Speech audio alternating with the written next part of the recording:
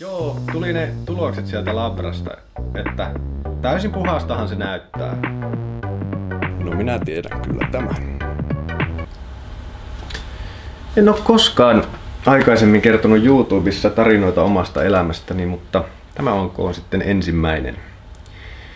Eli poliisi luuli minun ajaneen amfetamiinipäissäni autoa. Okei, joo.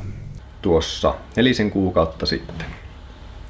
Ja kerronpa sitten siitä, mitä siinä tapahtui ja mitä seurauksia siitä oli. Eli olin matkalla Rovaniemeltä Utsjoelle Näin. isäni luokse 450 kilometriä. Ja sitten siinä Ivalon kohdalla, kun on vielä 165 jäljellä, niin ajoin viimeistä Ivalon liikenneympyrästä, pohjoisimmasta liikenneympyrästä. Siitä sitten läpi tai siis suoraan silleen. Ja tulee täältä ylös. Ympyrän mukaisesti, kun Utsjoelle olin menossa. Ja silloin huomasin sitten siinä, kun liikenneympyrään menin, että oikealta tulee Narsisteja. poliisiautoja. Minä sitten ajoin liikenneympyrästä, näytin vilkkua ja menin ulos. Näin. Jatkoin matkaan ja hyvin pian sen jälkeen sitten huomasin peräpeilistä, katsoin, että siellä vilkkuu takana valot. Mietin, että minä kyllä taisin ajaa ihan täysin oikein tuosta liikenneympyrästä, mutta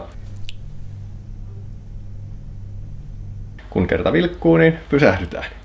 Ja sitten siinä oli bussipysäkki, jolle minä vedin autoni ja sitten sieltä tulee setä takaa ja näin, että no mitäs minä tein. Siitä tässä just otetaan selvää. Siihen ei sen kummemmin mitään vastausta, että kysyttiin vaan, tai sanottiin, että tarkistetaan vaan ajokunto. Mikä mies sinä oikein olet? Ja sitten puhalsin pitkään semmoiseen alkometriin, nollaahan se toki näytti. Ja sitten toinen niistä poliiseista tulee sieltä takaa, avaan sellaista muovipakkausta ja sitten siellä on semmoinen tikku tai semmoinen kuumemittarin näköinen homma. Ja sitten sanoi, että avaappa suus, että pyhitään vähän sieltä ja katsotaan, onko huumeita veressä. Sitten me, että jaha, selvä. Se sitten tehtiin siinä ja sitten sanottiin, että menee muutama minuutti, että istun siinä autossa vaan. Poliisit meni sitten siihen omaan autoon ja minä enää mietin, että no, oli vähän myöhään liikkeellä, mutta ajattelin, että no kyllä tässä nyt hetken pystyy pysähtymään, että ei tule pimeä.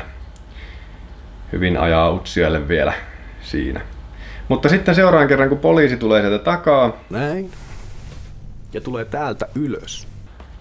oli vähän jotenkin ehkä ilmeessä eroa siihen ensimmäiseen ja se ei ollut kovin tyytyväinen. Ja sitten poliisi sanoi, että nousitko autosta, että näyttää siltä, että minulla on amfetamiinia veressä. Taikurimies ja kaikkia. Tai siis, itse asiassa ei sanonut juuri näin, vaan sanoi, että tikku näyttää amfetamiinille positiivista. Olin siinä aika hämmentynyt ja sitten kuitenkin nousin ylös siitä tietenkin autosta ja tälleen. Ja sitten minä, että mitä nyt tapahtuu ja näin. Sitten minulle vaan sanottiin, että minun ei tarvitse kommentoida mitään, mutta pitää lähteä mukaan. Ja poliisit sitten ajoi minun auton siitä poliisiasemalle. Ja minut pistettiin sitten sinne poliisin auton takaosaan, missä ei muuten ole turvavöitä ja sillä on tosi kova muovinen liukas penkki. Tämä on hieno paikka. Ja sitä ennen tarkistettiin taskut ja kengät ja sukat. Ja taskusta löytyi paperia ja avaimet ja sitten siellä oli semmoinen pieni pussukka basilikan siemeni, jotka minä olin saanut kaverilta joku aika sitten, koska oli kevät, minä ajoin pistää basilikaa kasvamaan. Ja ne sitten otettiin sitä, tai otettiin noin hämmentävän, että mikä tämä on. Siitä itse asiassa kysyi minulta poliisi, että onko tämä piriä. Toistako kysymyksiä? Minä, että ei, että se on basilikan siemeniä. Ja sitten mentiin Ivalon terveyskeskukseen sillä poliisiautolla. Ja siellä sitten, koska oli ilta, niin piti mennä jostain takakautta ja sitten mentiin sinne labraan. Minä en tosiaan sen kummemmin siinä puhunut mitään, koska minulle oli sanottu, että saan olla hiljaa ja tiedän sen, että kaikkea mitä sanotaan, sitä nyt ei sanota Suomessa, mutta kaikki mitä itse sanot, niin voidaan käyttää sinua vastaan. Joten sitten minä vaattelin, että no minä vastaan niihin kysymyksiin, mitä minulta kysytään ja minä en ihmettele sen enempää. Onko demokratia toimiva? Vaikka siis ihmettelin ihan hirveästi, mutta en ihmettele ääneen. Ja siinä sitten kun sinne labraan mentiin, niin otettiin sitten verikoe. Minun piti kirjoittaa muutamaan lappuun jotain nimeäni ja näin.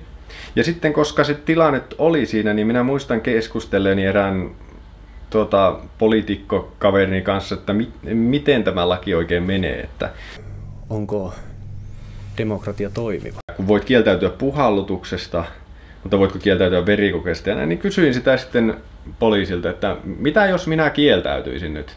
Niin sitten poliisi sanoi, että no se menee sitten pakkokeinolain piikkiin ja siinä vaiheessa se otetaan vaikka väkivalloin se veristäminen. Että, joo, kunhan kysyin, että en ole silleen kieltäytymässä ainakaan, varsinkaan niin kuin painiakseni muutaman fyysisesti vahvan ihmisen kanssa siinä.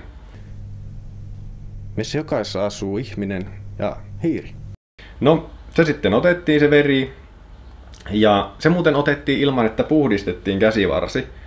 En tiedä miksi, onko se sitten, että se puhdistusaine voi tuhota sitä jotenkin sitä verinäyttä tai mitä, mutta sitä ei niinku puhdistettu ollenkaan.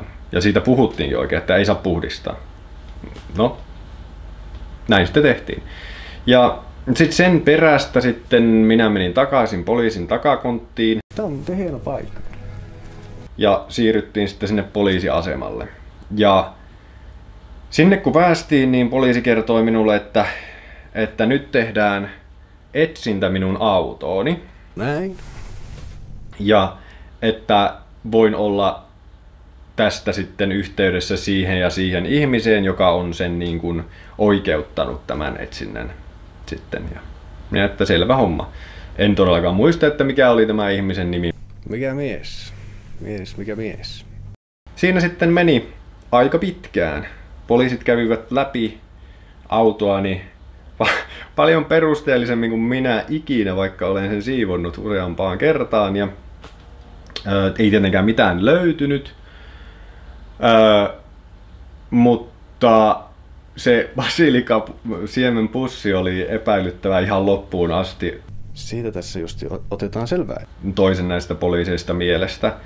Että mukavaksi sen tilanteen teki se, että toinen näistä poliiseista oli kiinnostunut keskustelemaan mun kanssa yhteiskunnallisista asioista. Ja me muun muassa puhuttiin huumausainelainsäädännöstä, mutta myös paljon muustakin tällaisesta yhteiskunnallisesta ja NATO kyllä vai ei? Ja eriarvoistumista ja näin edespäin. Se oli ihan mukavaa ja sitten tämä toinen poliisi kävi todella tarkkaan läpi kaikki minun niin kuin ginseng-jauhe. Siis minä käytän kaiken näköisiä tällaisia mikäs se sana on? Lisäravinteita. Eli siellä oli niin kuin ginseng-jauhetta ja siellä oli magnesiumia ja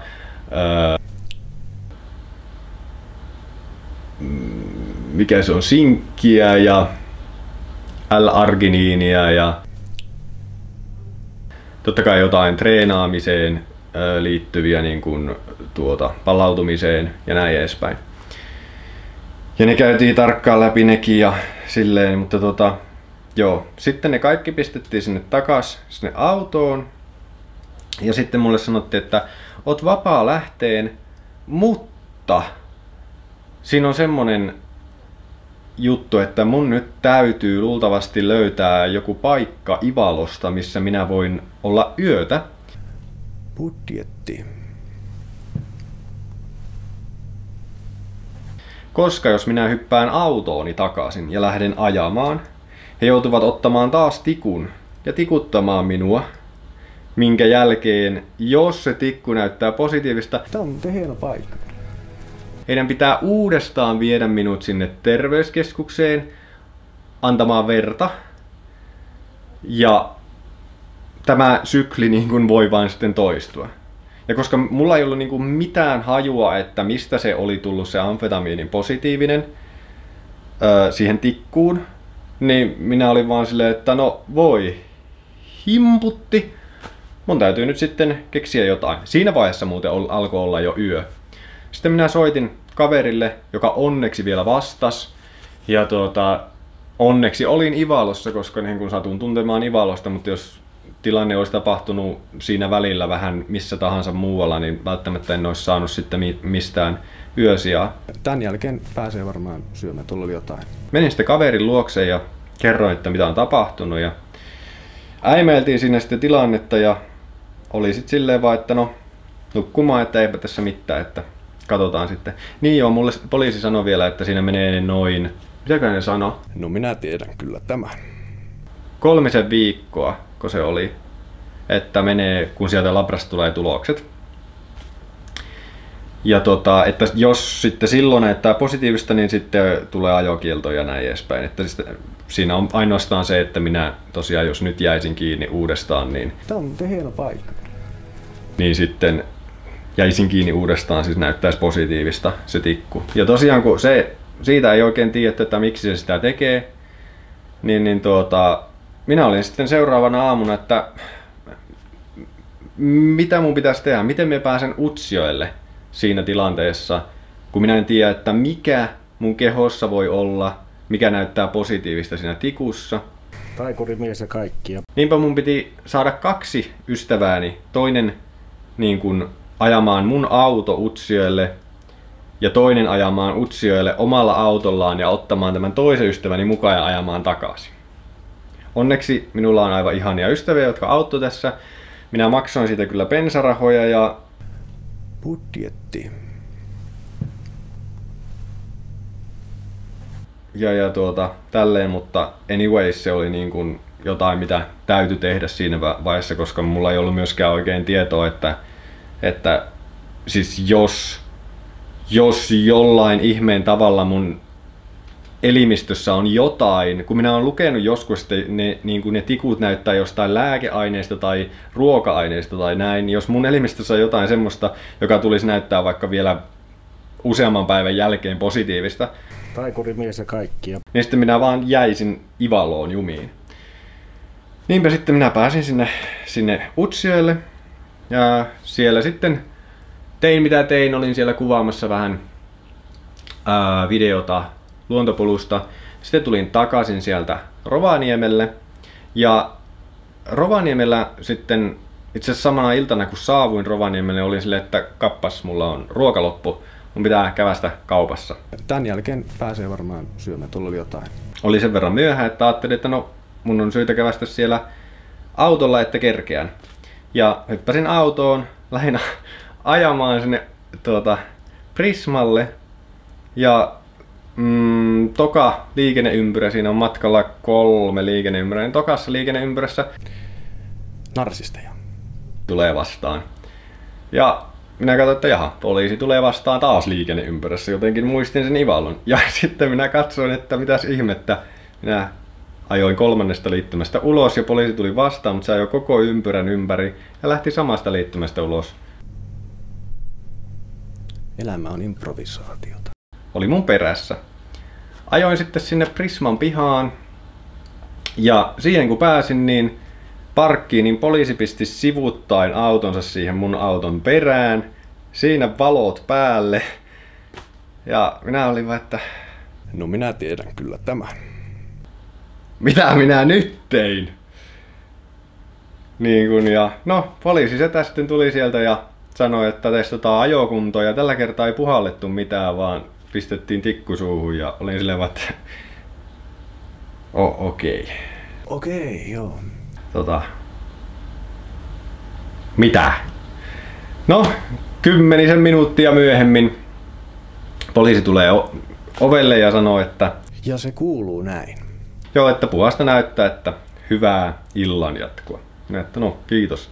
Sitten kiireellä kauppaan ja hakemaan ruokaa. No, sieltä sitten pääsin kotiin ja sitten siinä tilanteessa tajusin, että mua ahistaa ihan hirveästi olla ratissa. Missä jokaisessa asuu ihminen ja hiiri.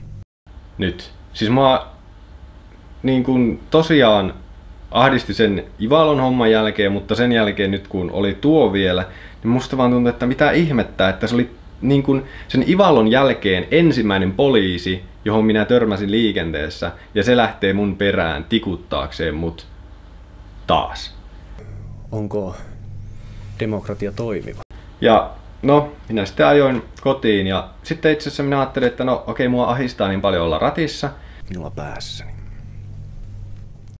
Että minä käytän nyt vaan pyörää yksinkertaisesti sen 3 viikkoa. No, 6 viikkoa myöhemmin saan puhelun poliisista. Ei 3, vaan 6 viikkoa myöhemmin. Että joo, tuli ne tulokset sieltä labrasta, että täysin puhastahan se näyttää. No minä tiedän kyllä tämän.